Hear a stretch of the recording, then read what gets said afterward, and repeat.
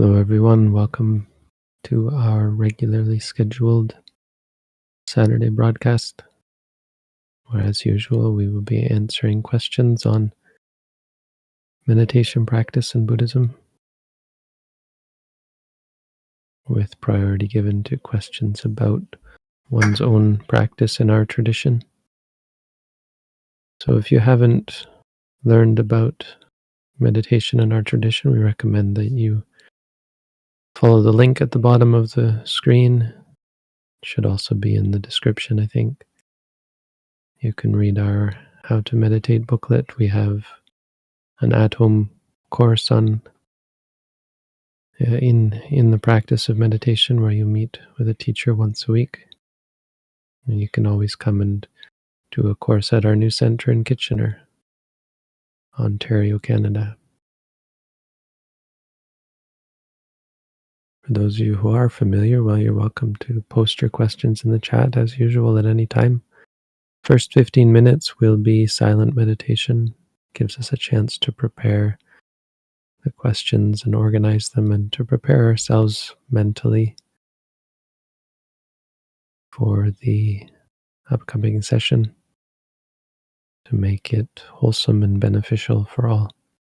So, silent meditation now until 15 minutes after the hour.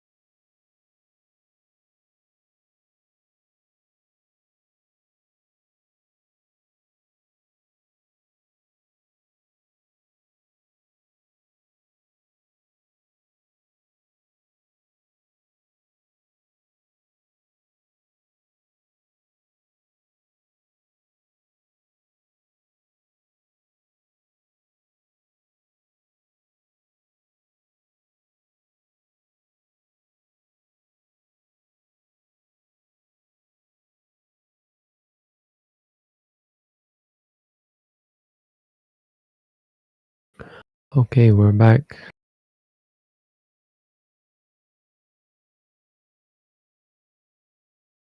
So from here, we'll close the chat to anything but questions. Still welcome to post questions at any time. And we'll have them organized, and Chris will be answering them. And we have Jim and Rahid in the chat moderating. And today we do have questions from the community. Here we go. I am struggling with ADHD's symptoms of not being able to take necessary action. There is habitual procrastination and resistance. How do I break the pattern and do the work as needed? So the work is breaking the pattern. So you might think about a slight shift in your perspective, because breaking the pattern first of all, it isn't something that's getting in that needs to be done before you practice, but also it doesn't come about directly. In other words, there's no means by which you break a pattern directly. The practice is understanding. It's about observation and objectivity. So you observe the pattern. You observe the activities that make up the pattern. So observe your state of mind that you call procrastination, because procrastination isn't precise. It isn't exactly what's happening. It isn't the reality. The reality is there are moments of experience. There can be desire, there can be aversion, there can be worry and fear and guilt and all these things. So they have to become the object of awareness, not with the idea of changing them or getting rid of them. Your perspective has to be objective so you can see them clearly, because only when you objectively know that they're bad, and so it can't be an aversion to them, but once you objectively know they're bad, your mind starts to let go of them. Your mind starts to change its habits. And kind of at the same time, the mindfulness itself becomes a habit that just naturally replaces your bad habits. So, or it's maybe saying the same thing in different ways. So to say it in a different way is that mindfulness becomes the habitual practice. And because mindfulness is objective, then there's no aversion to doing difficult things, or doing necessary things, or that sort of thing. So try and take it as an object of practice. If you haven't read our booklet, read the booklet. You could do our at-home course, and maybe even think about coming to do an intensive course at our center.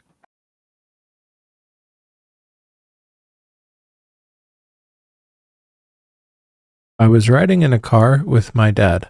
I didn't want to lose the concentrate on the risings and fallings, but I also wanted to enjoy looking at the beautiful landscape. How can I have both?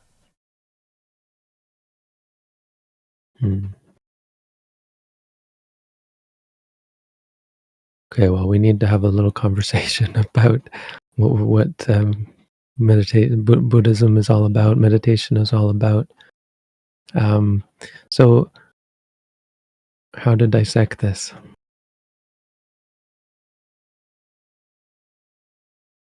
I don't teach, I guess approach it from this angle. I don't teach how to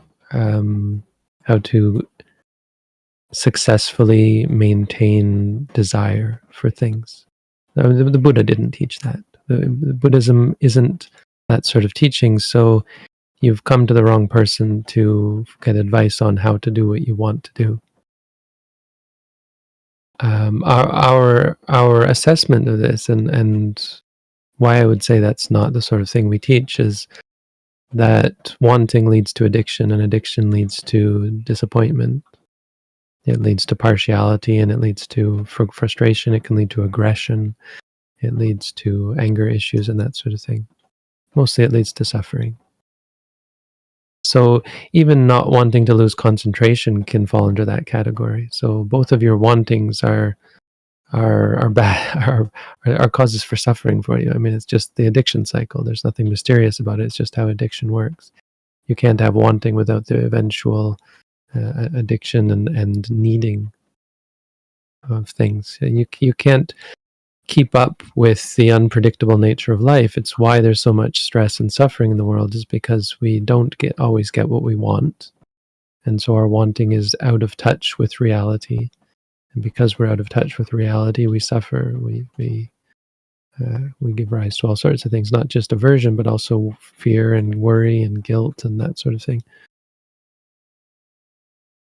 So the advice would be to note the wanting, note the liking of the beautiful landscape, which is not actually beautiful, but that's a judgment based on the liking of it. When we like things, we call them beautiful.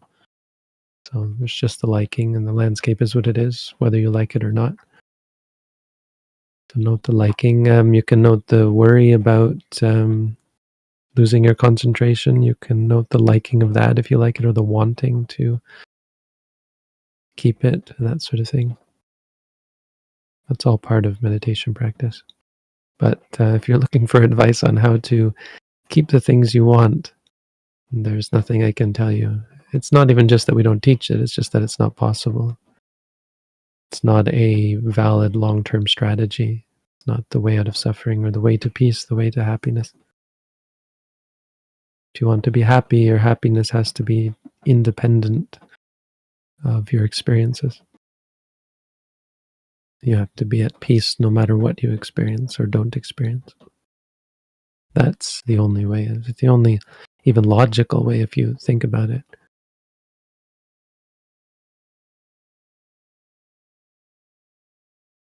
Do you have any tips for keeping up with a meditation schedule while doing some traveling?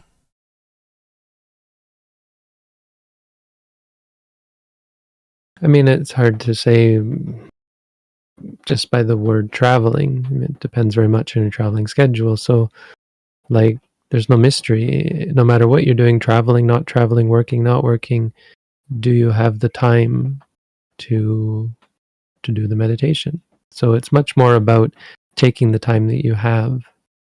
Because if you don't have the time, well, then there's nothing to say, right? I don't have any advice on how to magically make the time. But if you have the time, to take the time, that's the real skill.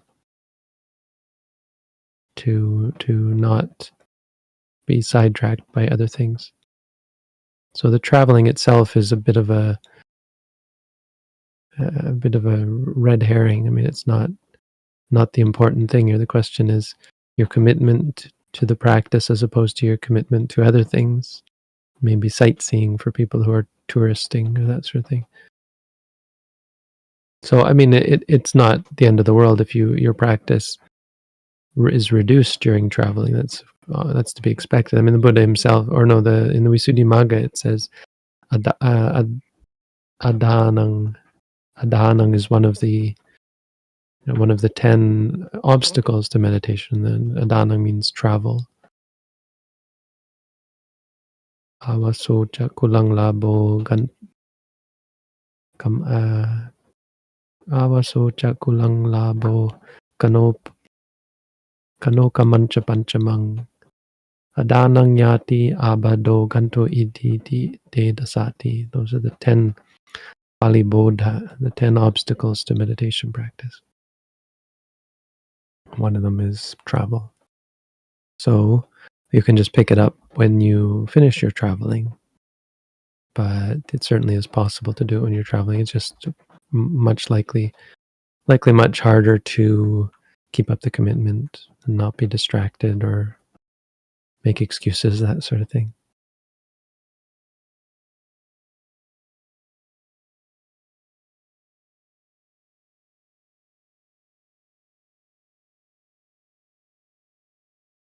I need stimulation for work and study. Caffeine, techno music, L-tyrosine, exercise. Mindfulness helps observe bored, distracted aversion, but doesn't help motivation. Should I abandon daily stimulation?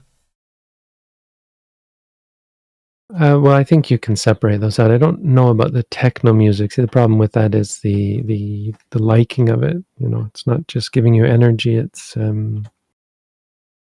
music is problematic for the addiction part, the attachment part. And all those other things could be addictive as well, but probably more easier to be objective. I appreciate people's need for caffeine. It probably isn't good in the long term. Their studies show that it's not good for your brain and that sort of thing. But I can appreciate that the short-term gain is significant, good for work and study, no question. But mindfulness is no slouch, and it's quite possible to rely on mindfulness.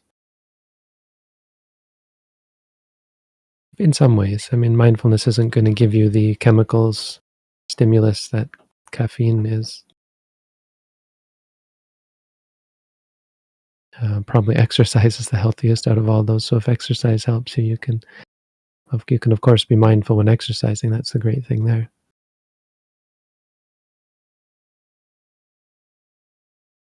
So no, I don't think you necessarily have to abandon those things in the short term. In the long term, you may think someday to dedicate yourself to the practice, and then you have to, of course, abandon work and study as well. So for someone who is living in the world with work and study, that's it's not all that. None of that is unreasonable, as long as you're not doing. I don't know what L-tyrosine is. That sounds like a protein. I don't know, but as long as you're not taking psychoactive drugs, alcohol, that sort of thing. Doesn't sound like you're engaging in anything really unwholesome, so I wouldn't worry about it.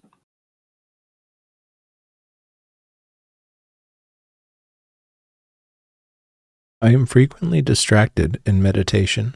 Since distraction is a hindrance, can I still have insight from it, like seeing non-self?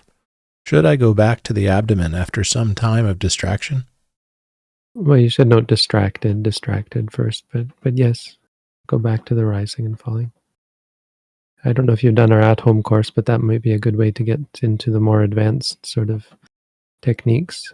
I mean, they're not anything mysterious. It's just more complex, more strenuous techniques that help to focus the mind more.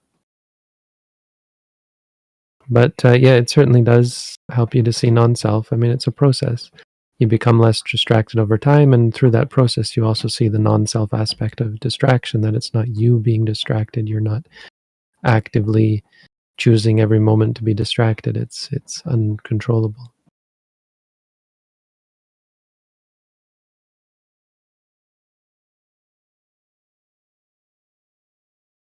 When is it reasonable to do more sitting or even skip walking without cultivating aversion?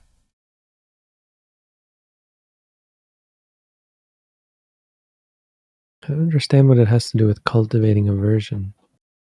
Like, in the sense you don't like to do walking? Is that sounds like maybe what you're saying.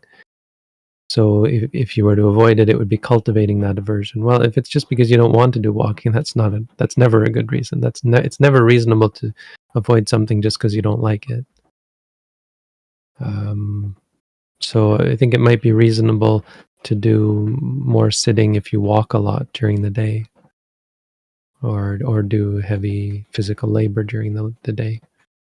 For the at-home course, we are pretty strict, though. We require half and half, a base of half and half, starting at 1 hour a day. And if you want to do extra, you might just do some sitting. If the walking, if all you can do is half an hour of walking a day, that's fine.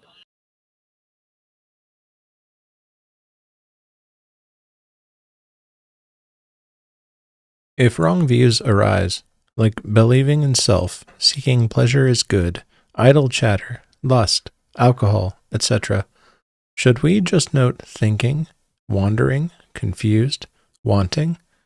Is reasoning and reflection required? So it doesn't sound. You have to be able to distinguish between wrong thoughts and wrong views. Like if you have a thought that there is a self, it's not really a wrong view until you believe it, right? If you have the idea that seeking pleasure is good, it is just an idea until you believe it.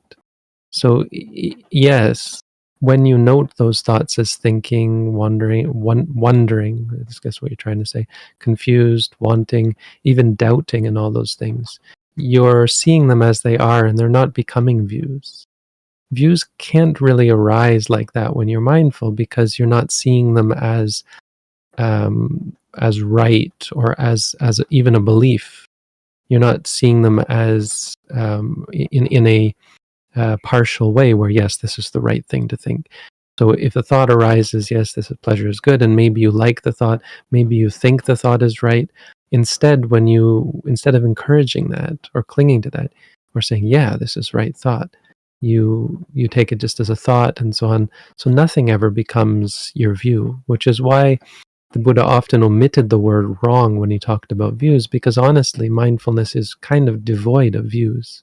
The Buddha talked about something called right view, but if you look at it, and you really study it a little bit, you start to see that, oh yeah, it's not really about having a view at all. It's just about seeing clearly. And so you don't need a view to see clearly, and seeing clearly doesn't, well, it kind of leads to it what looks like a view, but it's much more just an ability to describe reality, right? It's not I believe X, Y, and Z. It's, oh yeah, I've experienced X, Y, and Z, and so to tell me that they're not true is kind of absurd, because I've experienced them, and that's what I experienced. So you never need those, you don't need any view in mindfulness. That's sort of what it looks like, and therefore every view that arises, you can safely just note as thinking. You don't have to worry if it's true or not true, because you'll see what's true.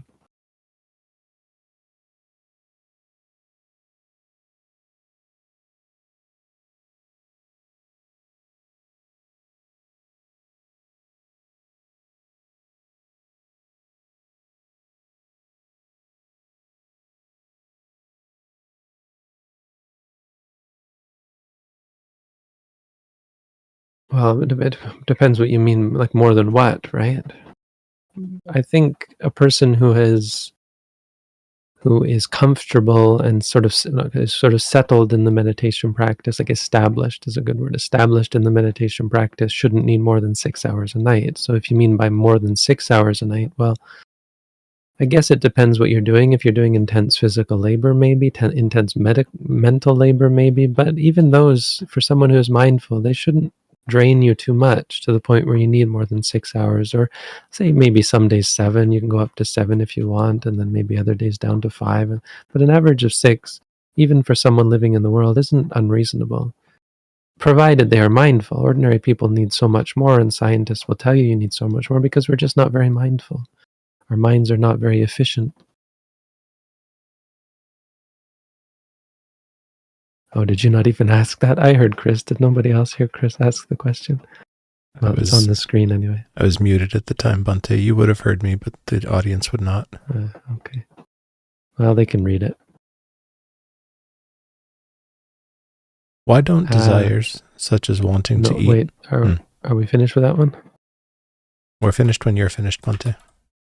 Go back for a second, let me see.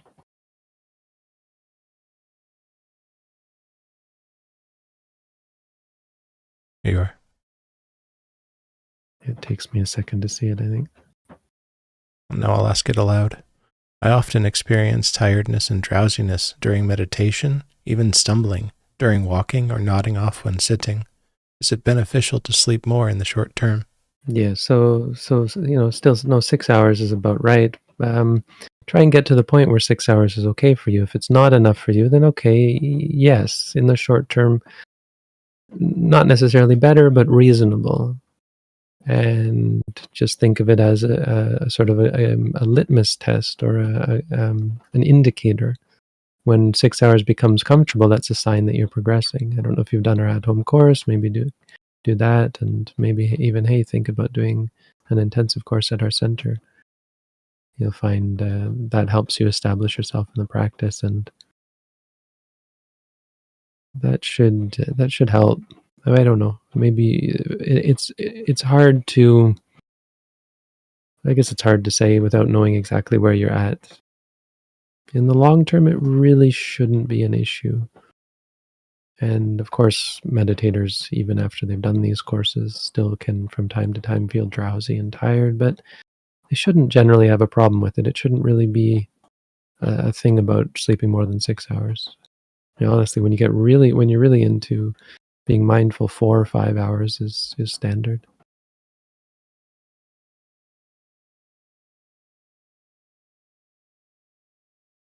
Why don't desires such as wanting to eat, drink, or teach meditation cause rebirth?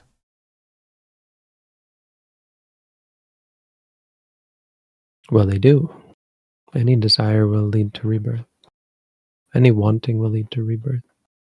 Will, not necessarily will, but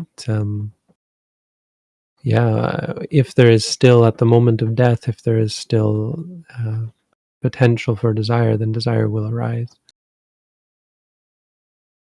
and lead to rebirth. So no desire during this life leads directly to rebirth, of course, except in the sense of leading to something.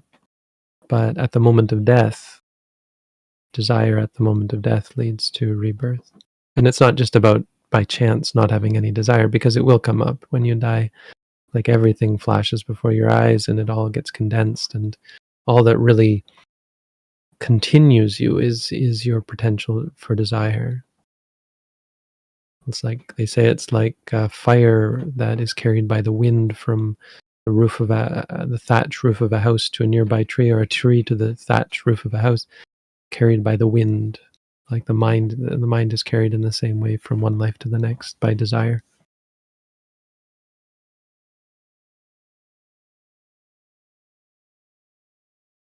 What sort of qualification should one have to be authorized to create a space that teaches the meditation technique you teach? I'm thinking of creating one here in my city in Brazil. That's a good question. You may have heard about our mentorship program. We have a program set up on our Discord server. It's not any big thing. It's just we meet once a month to talk about these sorts of things. So anybody who's interested, you're welcome to join. It's the first Sunday of every month at 8 a.m. Eastern on our Discord server in the mentorship program channel, wherever that is. You can find more information on our website about the Discord channel, the Discord server, I think. You're not there already. So honestly, the bare minimum is having read the booklet in my mind. If you've read the booklet, you're certainly welcome to teach what's in it. Now, that's probably ridiculous because I mean, that bare minimum. If you haven't read the booklet, don't do it, of course, but that's just a silly thing to say. You should, of course, be practicing yourself. And I think that pretty much goes without saying. That doesn't need to be said. Of course, you have to be practicing according to the booklet yourself. And probably the right way to do it is to at least have done an at-home course in our tradition. And then you wouldn't be at that point qualified, or let's say capable of teaching the at-home course just because you've taken it. But the thing is, that makes you really able to teach what's explicitly in the booklet. And that's what I would do, is teach what's in the booklet. It's set up so well that you don't need to go any further. You suppose you set up this group and you got people interested, and you showed them, just even demonstrate for them how to do the mindful prostration, how to do the walking, how to do the sitting. And if they're interested in it, send them along. We have an at-home course they can do anywhere in the world. Help them sign up for it. Show them the site. Even help them, bring them to the website and sign them up and that sort of thing. And we'll take it from there. So you don't really need much. But I would recommend doing the at-home course. Gives you a really solid, it gives you a basic foundation in this meditation practice, but a really solid foundation on the basics that you can then teach what's in the booklet. Just show people how to do it, and if they pick it up and find it helpful, then pass them along, send them along to do the at-home course, maybe even to come and do an intensive course with us.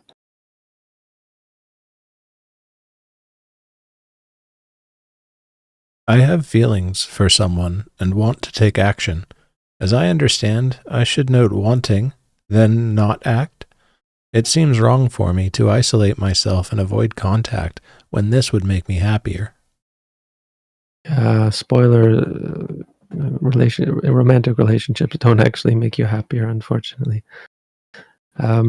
I mean, friendships do, and the problem is that romance is not the problem, but the complication is that romance is often part of romance is friendship, right? And so that's the part that keeps us thinking that it's actually beneficial. But friendships are what is beneficial. Friendships are the quote unquote love, and as opposed to the romantic part, which is attachment. So if you were to separate those two words and give them distinct meanings, one would be love would be referring to the friendship side, and attachment would be referring to the romantic side. Attachment isn't valuable or helpful. But really, you don't have to go as far as not acting. It doesn't really help because you're not really in charge. It just doesn't work that way. You'll find yourself saying, "Yeah, I'm going to say wanting and not acting," and you will act still. You'll revolt. Uh, I mean, unless you can you can keep yourself in an environment away from the things that you want. But even that, of course, is only temporary. So mindfulness isn't about doing or not doing. It's about mindfulness. It's about noting when you want something to say wanting. When you like something to say liking. When you feel happy to say happy. When you feel sad to say sad. It's not so much about the acting or not acting. It's not really about that at all. There is a benefit to putting yourself in a situation where you're not tempted to act, but that's much more reasonable than trying to not act when you're in a situation where you're tempted to act. Like if you come to a meditation center, of course, there are rules against those things because it's reasonable to have those rules. It's not really reasonable in the world unless you're in a special situation to deny those things. But it is unfortunately the truth that it's not actually going to make you happy. Nothing will make us nothing can make us happy. No thing has the power to make us happy. Happiness has to be independent of things.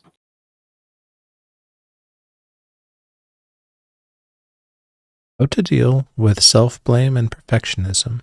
They create physical sensations, and it is really hard to be with them as they don't go away. Well, things are not hard to be with because they don't go away. They're hard to be with because you don't like them. So the goal of mindfulness is to remove that dislike by seeing that it's not worth it.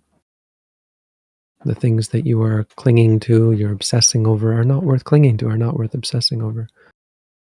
The things that you want are not worth wanting. When you see clearly, you'll see that. So mindfulness is just about observing objectively so you can see clearly. But be clear, it's not about things not going away. That's a misunderstanding. That's wrong view. That's a wrong perspective. Mindfulness involves facing your qualities, facing experiences rather than trying to change them or fix them or that sort of thing.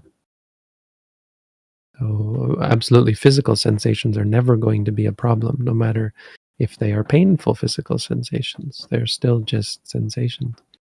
So when you feel something in the body, you just say feeling. If you dislike the feeling, disliking. When you feel mental emotions of anger towards yourself, that's just anger or disliking.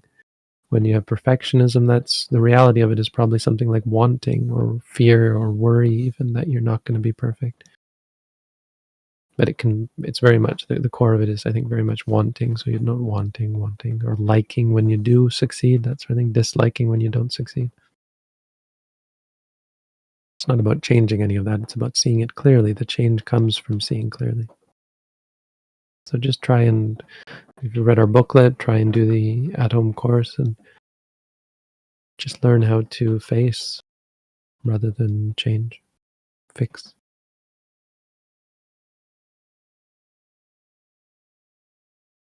Can progress in insight meditation eventually cause an attitude of indifference to one's own life, or does it only bring peace? So those two things aren't mutually exclusive.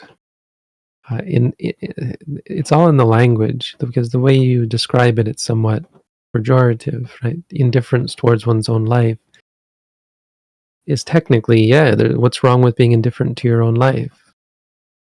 The only reason that would be technically wrong is if you have the view that there's some value to your life, like my life has some value or some purpose or some meaning, when there's nothing that suggests that at all. Life just happens, doesn't need a meaning to happen. We give things meaning. We identify with them. It's me, it's my life. And we create narratives, but there's nothing intrinsic to that. Life doesn't need your permission to continue. It continues regardless.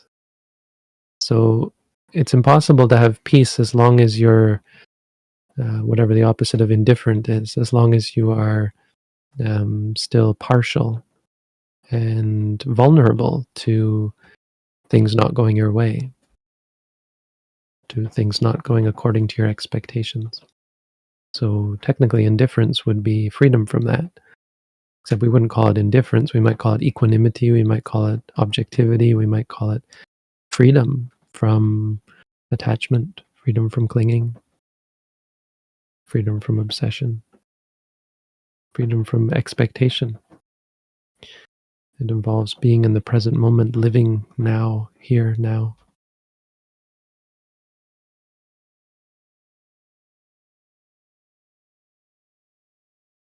When I notice myself liking something, should I make a note of liking or the object of liking?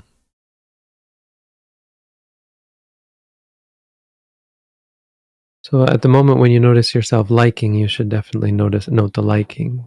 But that's only part of the experience. That's only some moments. When you experience things that you would normally like, you should note the experience, seeing or hearing or thinking or feeling or whatever it is. Because if you do that, you can actually prevent the arising of liking. You change the causal chain from this arises and then liking arises to this arises and then mindfulness arises. Acknowledgement of it arises. Right? It's a different chain of events.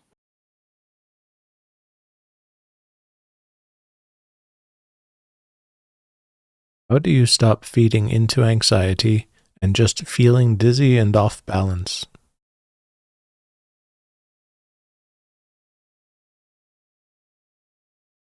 Well, anything like that is a habit.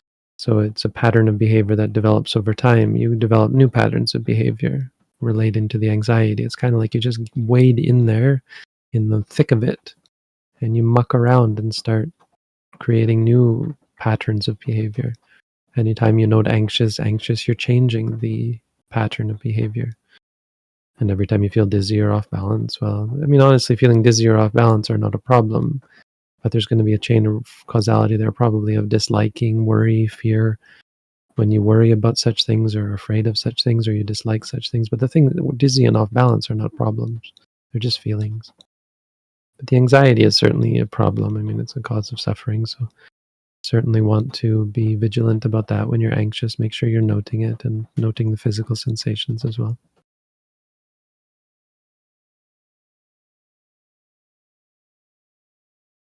Is it beneficial to try and abstain from indulgences we are addicted to before we have progressed to the point of letting them go? Yes, I think in moderation, you shouldn't, I mean, insofar as you can. The problem is that it's not easy to just quit things cold turkey without a support group. It's why like things like AA exist and Alcoholics Anonymous, Addicts Anonymous, that sort of thing. Why do they exist? Because you need a support group. So, if you really want to overcome such things, a support group is very helpful. But it's not exactly the support. I mean, it's not specifically the support group. It's the environment. You need to be in a situation where you're supported to cultivate more wholesome responses, where you're not We're not inclined. I mean, there are ways to just cultivate self-discipline. It's just, it's beyond most people. So the Buddha said support is really everything. It's about being in a supportive environment. And the Buddha had a lot to say about creating a supportive environment. And there's a lot of doctrine around creating a community that is supportive and maintaining a supportive community environment. And so as a result, monks have a lot of rules to support that. So it's not just about abstaining from them. It's about cultivating better perspective through mindfulness, and about creating or cultivating a supportive environment that encourages it. But yeah, don't be afraid of abstaining. Just be clear that it's not as easy as just wanting to stop, and stopping because you want to stop, or stopping because you want to try to stop. You want to stop, and that sort of thing.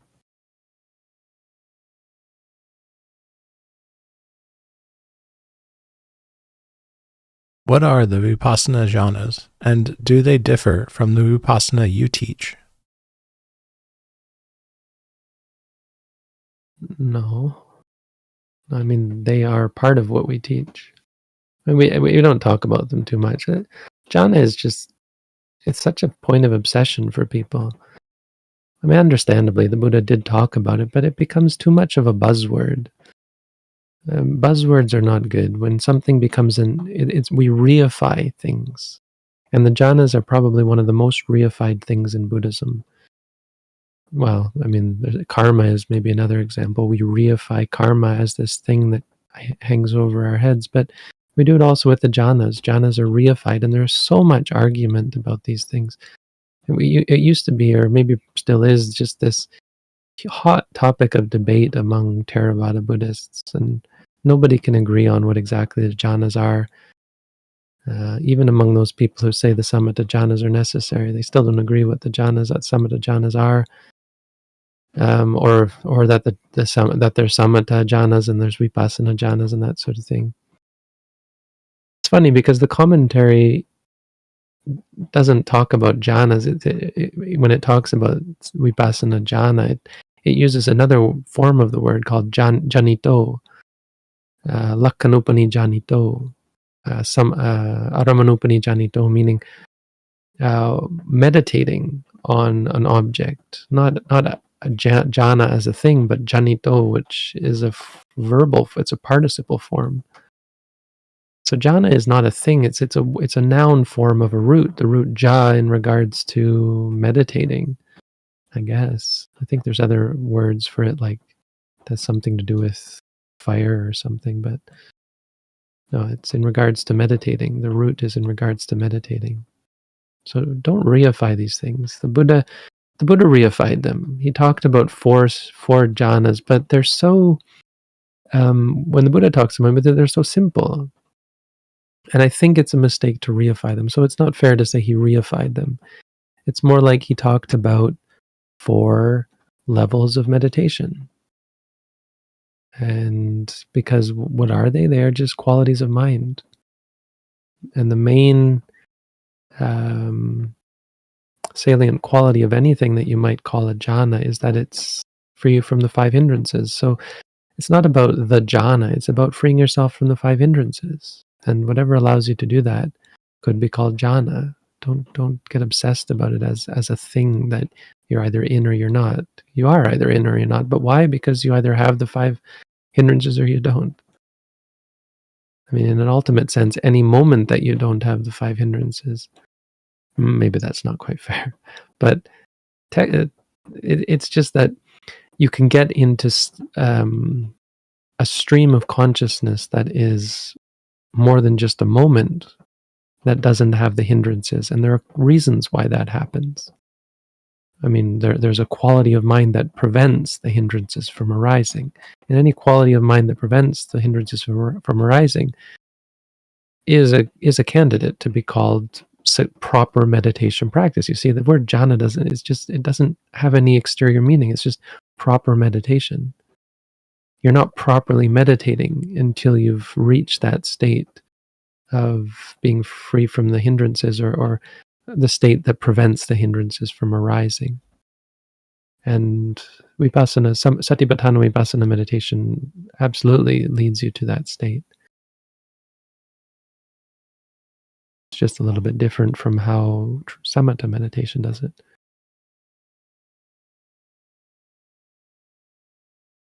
Today we've come to 5 minutes to the hour. I think it's time to stop for today. Yeah, I have a meeting with local meditators in 5 minutes, so we'll stop there. If your question didn't get answered and you think it was a valid, practical question, then well, you're welcome to take the at-home course, and you can ask me directly, one-on-one, or save it for next week. There's no shame in asking again next week. Wish you all the best, everyone. Thank you for your questions. Thank you, Chris and Jim and Rahid, for your help. And have a good week, everyone. Sadhu. Sadhu.